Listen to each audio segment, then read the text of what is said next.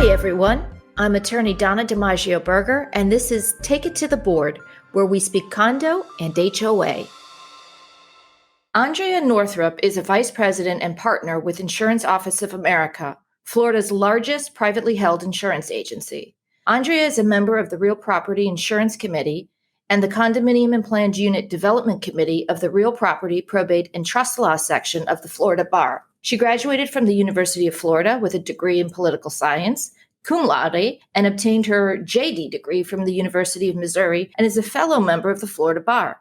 Andrea has been my go-to resource for insurance issues for years, and I am delighted to have her on the podcast today. We are going to spend a lot of time talking about Florida's current property insurance crisis and what we can do about it. So, Andrea, welcome to Take It to the Board. Thank you, Donna. I greatly appreciate being here and look forward to all of the non-positive information that'll probably be delivered, but it's important information all the same. So rather than starting out slowly, we're going to just dive into it, okay? Obviously, we have a residential property insurance crisis here in Florida. How did we get here? It's a long time coming, but what actually happened is we really were in a soft market starting in about 2013 till about 2018, maybe even into the start of 2019. And so what happened was the pendulum had swung so far the opposite direction. By 2018, associations were paying half as much in insurance as they had been paying in 2013. So it set that bar at a completely different level than where we are now. And then we hit this hard market. We had reinsurance rates increasing. We had carriers deciding that Florida coastal especially was no longer an advantageous risk. The carriers were leaving the marketplace rather steadily. You would see whatever price savings or rate that was reduced from 2013 to 2018 was rapidly taken back by about 2021. And in 2022, we are in, I would say, uncharted territory in the fact that we have so few carriers left and so much competition for what little wind capacity is available. And then you add in unfortunate events of Surfside last year, and any carrier that was maybe teetering on whether or not to stay in the condominium market made that final decision and pulled out. We've had a number of carriers that have left the marketplace, either voluntarily or involuntarily, quite a few just even in the last month that have been declared insolvent. And those associations are now scrambling to find coverage within 30 days. So I want to follow up on that because 37,000 customers of Avatar Property and Casualty are now looking to find new insurers before their coverage lapses on April 13th, right? And we also have Lexington, which insures, I believe, homes with values of $1 million or more, that has said that they are going to be pulling out of Florida as well. It is a catastrophic marketplace from the ability to obtain coverage. And I think we are going to see such an incredible influx into citizens that they are probably not prepared or really don't want to take on. I mean, ideally, Citizens is trying to stay as small as possible and be a market of last resort. But when your carrier is declared insolvent, and if there's no other carrier who's willing to take you on, you have no option. You're going to end up in that market of last resort. So in 2019, Andrea, Citizens was down to 419,000 policies, right? But as of March 25th, they're back up to 807,910 policies. And with these other insurers going out of the market, it's likely that their policies are going to expand again. Absolutely. It's become commonplace in the market for us to quote Citizens every time we have a renewal coming up because we don't know what the private marketplace is going to offer. And we need to make sure we have Citizens in line as a backup if there is no alternative where we can secure coverage. We have to make sure there's at least a backstop.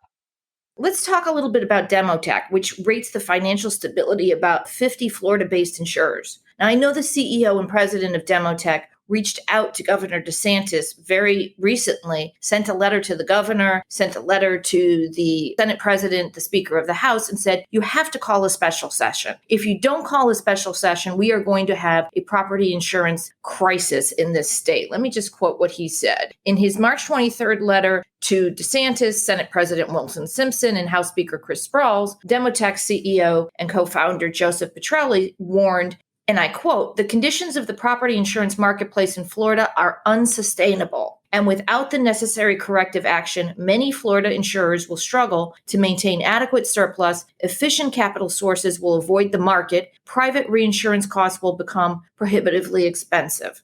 We're on a podcast, but I see you nodding your heads. That hasn't happened yet. Now, Governor DeSantis just yesterday called a special session, but it was for redistricting. not for property insurance. What is going on? That's a great question. And I paused to answer because I wish I had a better answer. I don't know what's going on, but we can see the writing on the wall of where the market is going. And it's becoming a bit of a catch-22. To his point, those carriers that have the adequate financials or want to maintain adequate financials are pulling out of the marketplace to sustain their adequate financials. So those that are remaining without any major changes could find themselves upside down if we have a very poor hurricane season, which we are rapidly approaching. We're almost into April. It's going to be June 1st, right around the corner. I don't think the state of Florida is in a position to just hold its breath and hope for the next 6 months that we get through unscathed. It is something that really needs to be addressed because the individual policyholder is going to find themselves in a difficult position, one, to pay these exorbitant premiums, but two, if they pay this exorbitant premium and then their carrier goes out of business when they need them most right after a storm, we're going to be in a very bad situation. I'm just going to say it. We need a responsible adult to come in and fix these problems. I mean, listen, it's one thing when you are a private homeowner, you're not inside an association, and you are making the insurance decisions for yourself. My own recent experience. I reached out because my insurer, I live in a single family home. I'm actually in a homeowners association. We insure our own home. And I was scrambling to find coverage. And I had a lot of things that new roof, new water heaters, new garage door, all of these things were functioning, but I couldn't find an insurance company that would insure my home without making those fixes. And also, I haven't had a claim in 20 years. So it's maddening. Now, look at that from the perspective of a condominium unit owner, where it's the board making the decision and scrambling to find this coverage. The shared ownership statutes require, Andrea, associations to use their best efforts to obtain and maintain property insurance. But how does a board decide how much coverage is needed? And what considerations should the board take into account when deciding we need this type of coverage and in these amounts? It's a difficult decision. It coupled with the appraisal requirements, replacement cost estimators from Florida Statute 718, we are really finding a perfect storm because with the supply chain issues, we're seeing replacement costs go up, we're seeing labor costs go up. So the appraisals are increasing at a much higher rate than we had seen previously. So where we might have been averaging 3 to 4% in value, replacement cost value increases every year, and then over a 3-year period of time in that 36 months, we're seeing 25 to 30% replacement cost increases. So you couple that with an insurance carrier that might be taking a minimum of a 20% rate increase. And a lot of those carriers are making the decisions for the clients. One of the primary carriers, American Coastal for Palm Beach County, isn't offering anything except a 5% hurricane deductible. So if they had been diligent throughout the last 5-6 years in the soft market, they might have brought it down to a 2% hurricane deductible because they knew that's what their unit owners could afford at the time of a claim. They're going to be forced into a 5%.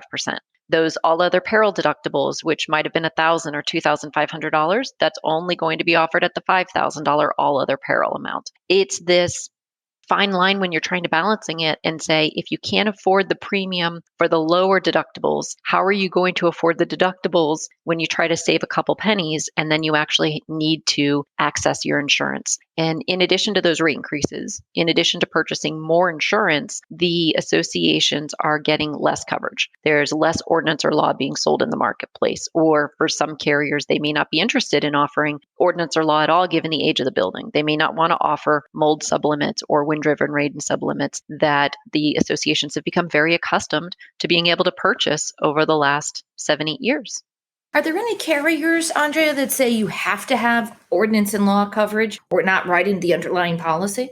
Not to my knowledge. We should talk about what is ordinance and law coverage. Absolutely. So what's critical to understand is when you have an appraisal done, you have an independent third-party appraiser who comes out and they evaluate that building. They're looking at that building exactly as it exists that day with that type of original window or that type of roof shingle system or lack of a sprinkler system, whatever elevator, balcony railings, smoke detectors, all that might be in place the day before the loss exists. What is going to happen is in the event of a major claim, we have 3 parts to ordinance or law: A, B, and C. So part A is the undamaged portion of the building that has to be torn down simply because the city or the county require it. So if you think of it this way, any part of your building has to be damaged by a covered peril. So we looked at that covered peril list. Was it a windstorm? Was it a fire? Was it a lightning strike? Did someone drive into the building? But if half of the building burns down, and the other half of the building is perfectly fine, and the city comes in and they say, we don't care that you think you can just rebuild the half that was damaged, you're going to tear down the entire structure. If you have no ordinance or law A, the carrier is going to say, well, nothing was damaged on that other half of the building, so you're responsible for self-insuring it. We will pay you for the half that burned down as a result of fire. So Ordinance A is extremely important because it covers that undamaged portion of the building. If you say the whole building is worth $10 million and the whole building has to be torn down even though only half of it burned down, you want $10 million to put the whole building back up. Coverage B is the cost to demolish that undamaged portion of the building. We don't think of that often, but you're going to need to have someone come in there who knows what they're doing to take it apart and carry it away. And the third part is what we think of most frequently, coverage C.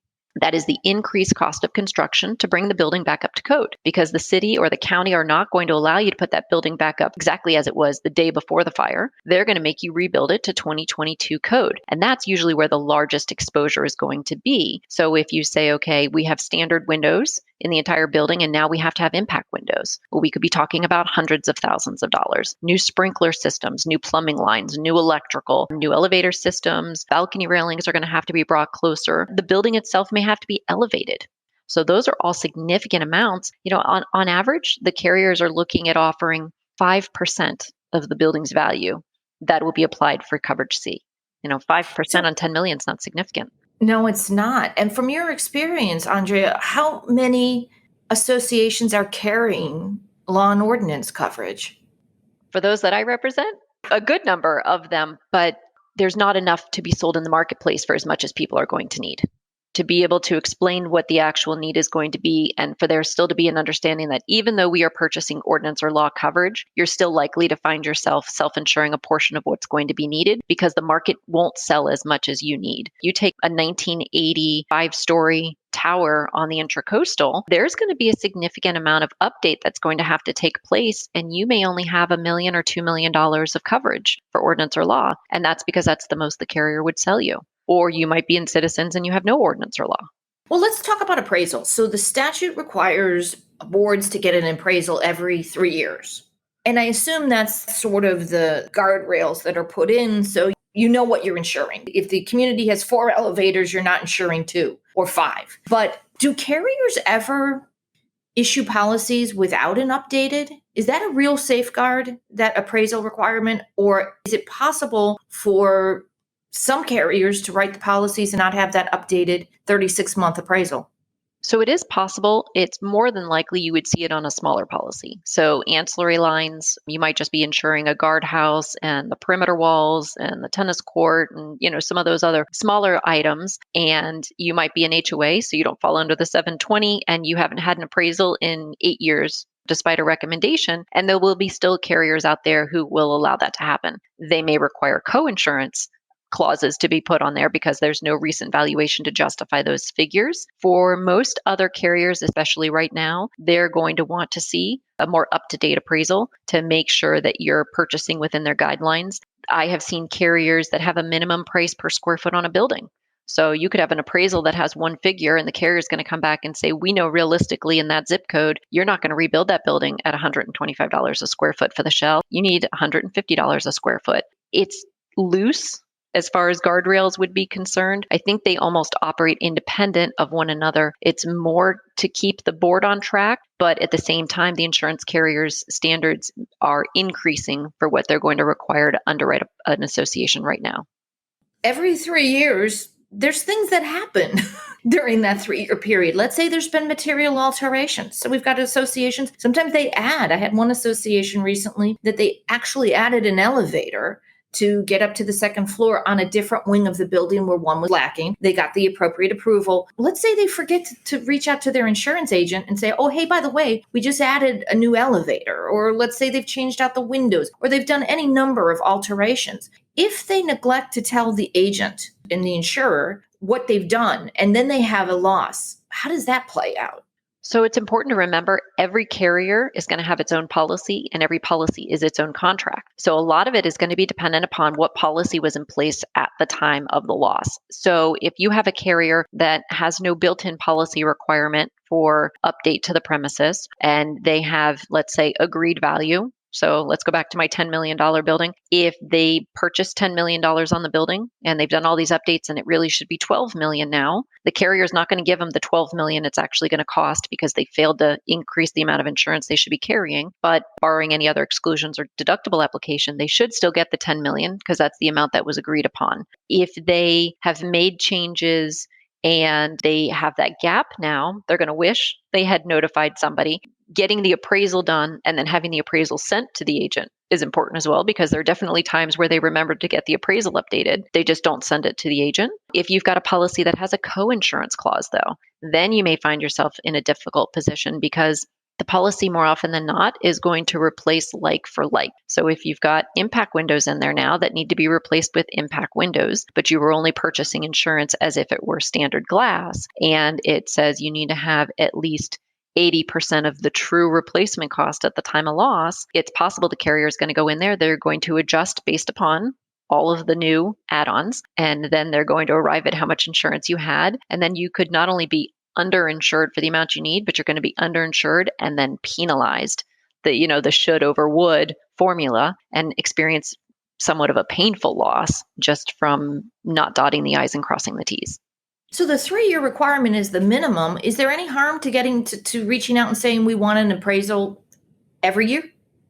Only from the standpoint that the board needs to be prepared to really purchase the insurance in the amount that comes back in the new appraisal. So if you have that appraisal that comes in and you see it's worth significantly more, and then you decide not to purchase additional insurance, if you find yourself in a position down the road where you're having to special assess the community for being underinsured, there's a potential exposure against the board for having made the decision to get an appraisal, establishing their knowledge of knowing that they were underappraised, and then their continued decision to carry insufficient insurance.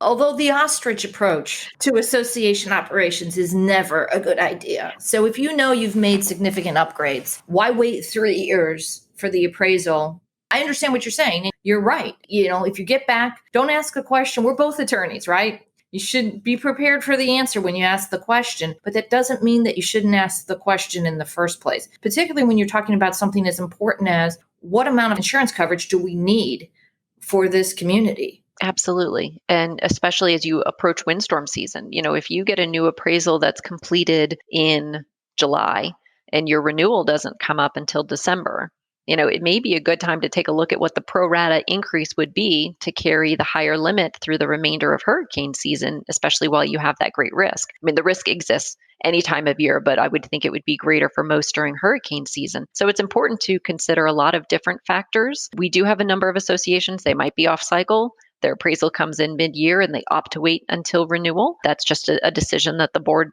can make. We have seen lenders becoming far more particular about this. So if you are off cycle, if you renewed in December, you had a new appraisal done in March and you don't plan on increasing it until you come around December of next year, but the lender wants a copy of the appraisal and the board shares it, and they see a higher appraised limit now and a lower insured value, you're going to run into lending issues within the community. That's interesting. I talked on another podcast episode about the new Fannie Mae and Freddie Mac questionnaires and how post-Surfside they're looking at older buildings and whether or not they represent a reasonable lending risk. Are insurers taking the same approach with these older buildings? Are they looking as to whether or not there are fully funded reserves? Are they looking at previous maintenance records? Has that now become an issue in the insurance industry as well? It has, and not just in the property market. It has expanded and carried over into the general liability marketplace and into the directors and officers marketplace, so that we now have carriers that, as just part of the submission process to evaluate them for a quote, they want 3 months of board meeting minutes. Some of them were going as high as 12 months of board meeting minutes, reserve studies. They wanted engineer studies beyond a certain age, even outside of Miami-Dade or Broward County. They still wanted to see a structural soundness engineer's report that someone signed off and said this building is structurally sound before they would issue general liability quotes. So there is definitely a heightened awareness among many different lines of coverage of older buildings. And then you've had the approach of some other carriers that have just said, okay, we've got a firm cutoff this date, this number of stories within this distance to the ocean, and we are no longer going to write them anymore, regardless of how well they've maintained it, how well their reserves are funded, or loss history. So it's a pretty stringent increase and a lot harder to get the coverage, and you're going to pay significantly more for it as well. That's their line in the sand. Pardon the bad pun. Yes. Okay, so from your experience, Andrea, where do boards look to cut corners when it comes to coverage? And what coverage would you urge them to reconsider? Let me start out with flood. So, flood is still relatively cost effective. I know it's gone up, but that's one area where why not have the flooded coverage? Sure. So historically, my experience with flood insurance has been that those that are required to carry it in order to satisfy the mortgage lenders are going to carry only the amount of insurance that they have to carry in order to satisfy the lenders. So if that's going to be the $250,000 per unit multiplied by the number of units in the building, regardless of if the appraised value for flood is double, they're going to carry the base flood and they're not going to carry excess flood. For other associations, if they are not in a high hazard flood zone, mandatory for flood insurance to be proven to the mortgage lenders, then they're probably not going to carry it. They are, in effect, self insuring against the risk of flood. And we can price it out for them. We can show it to them and say, here is what the premium would be if you opt to carry flood coverage. And the majority of them pass. And they say, we're not in a flood zone. And we do a small correction and we say, everyone's in a flood zone. It's just, are you in a high hazard flood zone or a low hazard flood zone? But 25% of all flood claims come from low hazard flood zones. In essence, it's important for them to remember it's not that the risk has disappeared. You have just chosen to self insure. And should you have a flood, the whole community is going to be assessed to cover that because there's going to be no insurance. From there, I would have said deductibles before, but really they're being forced into their deductible decisions at this point in time. And by that, you mean they have chosen very high deductibles to keep the premiums lower. That would be the offset. So the first, when you present to clients, the first response would be, what if we raise the deductible to some higher amount? And more often than not, now the carriers are saying, well, we're only going to offer you 5%. You can't choose the 2 or 3 like you were when prices were low. Every now and again, you'd have a carrier when the prices were going low would keep their 5% deductible because there was such a huge amount of savings tied to that instead of keeping the premiums flat from the last year, but improving upon the coverage. So now the carriers are saying you can't choose 2 or 3%. You can only choose 5%. I've had associations come back to me and say, can we do 7.5%? Can we do 10%? What if we make our all other peril a $25,000 per occurrence all other peril? What would it be if we cut the ordinance or law in half? They're definitely pricing out those different factors to see. We always remind them, you always have to check with the attorney because, what's considered reasonable based upon the statute is something I can't answer. What do the governing documents say? I was going to jump in there because if you're listening, it's not just driven by what the statute says. The statute says best efforts, but your governing documents may have very specific types of coverage and coverage limits. It depends on what your governing documents say as well. Absolutely. And then you have Fannie Mae and Freddie Mac, because you have many of those that say we won't accept anything over a 5% wind hail deductible. That's as high as we will go. Where we've had that occurrence with a condominium association where small number of unit owners, financially, they could bear the cost of a very high deductible and wanted a 10% wind deductible for their building. And one of the mortgage lenders said, absolutely not. We will only accept 5%. And so it changed the nature of the entire decision based upon the ability to keep the units mortgageable. Now, if you have a rare community where there are no mortgages within the building and you have no restrictions in your governing documents, then I guess you're going to have some more flexibility. What about workers' compensation coverage? So a lot of my clients say, well, we don't need that because we are only going to do business with vendors that have such coverage. Of course, sometimes they do have the handyman they want to hire, and the handyman says, well, I'm not legally required to have workers' compensation coverage. My answer to that is you may not be legally required, but you can still obtain it. What about the association simply having a workers' comp coverage in place? Absolutely. So I'm 100% for what we'd call an if any workers' compensation policy. So what that means is there is no payroll, but it's put into place in the event that it would be needed. And I love to say it's your suability, not necessarily your liability. And if workers' comp claims are specifically excluded from your general liability policy, then you have no defense. So whether the person is right or wrong, if they have the right to sue the association, and they absolutely will sue the association if they're injured on the property, the question then becomes, do you want to pay for the defense attorney to represent the association in court to get to the point where it's proven that you were not the liable party that should have been brought into the lawsuit? Or do you want an insurance carrier to hire the defense attorney to get to that same point? And right now in Florida, your if any policies are $599. And so I'm a numbers and spreadsheets kind of person. So I say, okay, $599 by 20 years. Trust me, if you have a single claim, you're going to spend more in that one claim than you will have in 20 years of premium. But to your point earlier, even if you dot your I's and cross your T's, we've still seen things fall through the cracks. We've had vendors that established their workers' compensation was in place, and then they missed a payment and it lapsed and it was no longer effective. We've had the proper contracts in place with the proper documentation, and that general contractor's workers' comp is still in place, but he brought on a subcontractor, and that subcontractor is the one who did not have workers' comp.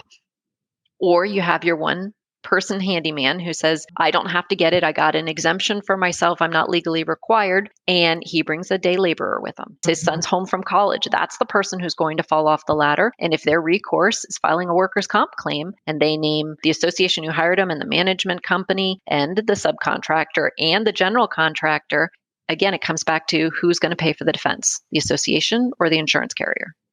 This is why boards need to really sit and learn about the different types of coverage available. I mean, I see very little room to cut corners anywhere when you're talking about, as you said, suability. I mean, look, we live in a very litigious society. People can get sued. Whether or not they're going to prevail is something else, but you still have to answer those lawsuits. You still have to be prepared to defend yourself.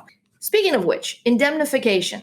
So a lot of associations are asked every time they do business with anybody, whether it's hiring a manager or hiring the roofer to do the job, whoever it is, they are being asked to indemnify that contractor, that company, that person for any losses, claims, demands, injuries, blah, blah, blah. Do they have coverage for this? You need to check first to see that you even have the ability to indemnify if you're signing these contracts where you are providing indemnification. So you are 100% correct in that they need to check first. And going back to the every policy is a contract, so it depends on which policy they purchased is going to be the answer as to whether or not they're going to have coverage for that. I like to say when we're discussing this with clients or potential clients, 99.9% of the time, indemnification obligations are going to be far broader than any insurance coverage you're going to get because there is no insurance policy that's going to cover everything. It's not going to cover you association for everything, and therefore it is not going to cover this person who you're responsible for indemnifying. The insurance carrier does not care necessarily who you opted into a third-party contract with and whatever you promised them, because your indemnification exists even if you had no insurance. So what you're hoping as an association is some of that indemnification obligation you've now established by contract can be passed on to the insurance carrier. So then you're looking at, do they qualify as an insured under the definition of the policy? Do they need to be named as an additional insured under the policy in order to pick up the coverage? Is there sufficient triggering language in the policy with regards to contractual liability? What I will say is historically, my experience with these contracts is these contracts are unattainable to pass along all of the obligations for indemnifications that are being required of associations. They're not going to be broad enough in any sense that the market would even sell it, let alone be able to effectively transfer it, because otherwise that carrier is going to want to underwrite that third party. They're going to want to know what are their practices, what are their checks and balances, what are they doing for risk transference. And in fact, most of the time it's going to be the reverse. Our insurance carriers are going to want to see that our associations are being indemnified and held harmless and have a waiver of subrogation from the roofer and from the electrician, from the landscaper, from the gardener, whomever it's going to be. It should be in the reverse, so that if it's the landscaper who comes on site and their ladder falls over on someone, if it's that employee who caused the issue, why should we association be indemnifying them? They should be indemnifying the association. Their general liability policy should be naming our association as additional insured. So their policy is primary, picking up the coverage, and our policy acts as a backstop. I mean, folks, when you sign these contracts with the boilerplate language, it's prepared to protect the person you're doing business with, not you. Often there are unilateral indemnification provisions. I mean, look, a mutual indemnification, a reasonable mutual indemnification provision, I'm okay with that. If we really screw up and we're negligent or we've done something wrong, we will indemnify you. Same thing, contractor. If you are negligent, you've done something wrong, you should indemnify us. But that's not what you're going to find in these boilerplate provisions. What you're going to find is a provision that is more often than not unilateral and not reasonable. don't sign boilerplate contracts without running it by an attorney first. You mentioned, Andrea, additional insured. So just briefly, because a lot of people don't understand really what that means to be an additional insured. So additional insured can come in different forms. The ISO forms, the standard insurance forms, are going to have multiple editions of additional insured forms. So when you look at a policy, you have your primary insured is your named insured. So that's more often than not going to be your association. If you are able to add another party to your insurance through one of these multiple endorsements as an additional insured, then your carrier is in essence insuring that person up to the parameters of the endorsement for additional insured. So what it may say is, we attach this endorsement to the policy that so-and-so named person in contract, as required by the written contract, will be an additional insured under this policy. And it may be broad. It may be to the full extent of all the other terms within the policy. It may be very limited. They may say, okay, we will offer additional insured status, but only in these 7 or 8 instances. It's very broad between what it can be. And you have to remember the additional insured status that you're transferring is never going to be better than the policy you bought for yourself to begin with. So if you bought an inexpensive policy with very limited coverage, the person who's being added as an additional insured to benefit from your policy is going to be subject to extremely limited coverage as well. So at one end of the spectrum, if you're an additional insured, perhaps you're just notified if the policy lapses or is canceled, not renewed, right? And on the one hand, if you are named as an additional insured, you would be notified if something happens with the policy, correct? So you could be a certificate holder, perhaps in that instance, or maybe a loss payee that you're going to have for mortgage companies, or maybe the leasing company of the copiers. So it's not affording any coverage to the person. Certificates of insurance, and this kind of segues off, so you might need to pull me back, but certificates of insurance are very important to note. Up at the top, it says this affords no coverage. Does not change the terms of the policy whatsoever. So they can check the box that says you're an additional insured, and they can write below and said, so-and-so association is an additional insured. And then it says, as required by written contract. And then that takes you back to your point, Donna, earlier, which is if you signed a contract that's in their favor, it may not have an additional insured requirement, or it may have very limited expanse of what that additional insured is going to cover. So it could mean absolutely nothing to get a certificate of insurance with the additional insured box check if the contract doesn't have additional insured requirement that goes along with it. You read my mind, because a lot of times when the manager or president will say, well, we are the additional insured, all they have is that certificate. And that doesn't confer any type of coverage. All that tells you is, here's my insurance policy and we've named you on it. That's it. Now, on the other end of the spectrum, a loss payee, does that mean if there is a claim and the insurance company is forced to write a check, that it's going to be written to the additional insured under that when you confer loss payee status? Most likely, based upon how it's going to be written. And so, if you've got an association and they're doing a major roofing project, in the same way that your mortgage lender is going to want to be a payee under your HO3 policy for your single family home, they're going to want to make sure that in the event of a loss, that their interest is going to be covered as well. And so it's going to be an opportunity there. Part of the reason why we can't name every individual unit owner's mortgage as a loss payee, because we would be tracking down 200 mortgage lenders for a single water pipe burst claim or something that may happen. Normally that loss payee is going to be very specific to the association and the association's lender. So let me give you an example. Let's say we have a painting project. We've got hurricane shutters. And in the contract, we've provided that the painting contractor is going to be responsible for all incidental damages. And we also have additional insured requirement, and we've gone ahead and we've got the loss payee status. We put it in the contract that the association will be the additional insured. There is an incidental damage clause in the contract as well. Painter comes out, damages a bunch of hurricane shutters in the course of performance. Can the association contact that insurance company directly and make a claim for those damages? It depends. That's the $1 million answer for every lawyer to give, but it's going to be specific because general liability policy is meant to be a third-party defense. So it's meant to be some other person who has a bodily injury or property damage, and they're going to be making an allegation against the association. So if it's the association's shutters or the association who's trying to make the claim, there's the question is into what role they're going to be preserved in that instance. If it's a unit owner who's making the claim against the association, and then you have that additional insured status, then we're going to have to go back to the policy to see what rights are afforded to you as an additional insured. And then you run into the possible issue of an insured versus insured exclusion under a policy. So where 90% of the time it may be beneficial for an association to be an additional insured, if that vendor has a policy that they've purchased that says there's no coverage when you have any insured versus any insured, then you as an additional insured may get captured under that any insured and be excluded from bringing the claim versus a named insured versus a named insured, in which case the additional insured is going to be outside of that exclusion and being able to bring that claim. So it depends, but it's a very large it depends. I will take your typical legal explanation. So how much does it cost to add somebody as an additional insured? Is it a cost prohibitive?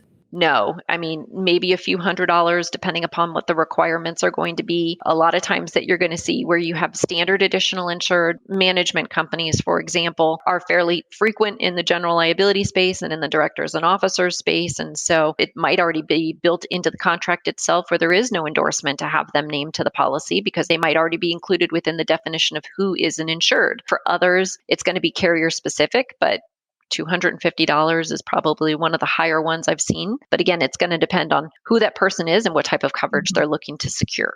I think this is a good place to pause our conversation for now. Be sure to join Andrea and me for the second part of this conversation where we discuss more about property insurance. You won't want to miss it. Thank you for joining us today. Don't forget to follow and rate us on your favorite podcast platform or visit takeittotheboard.com for more ways to connect.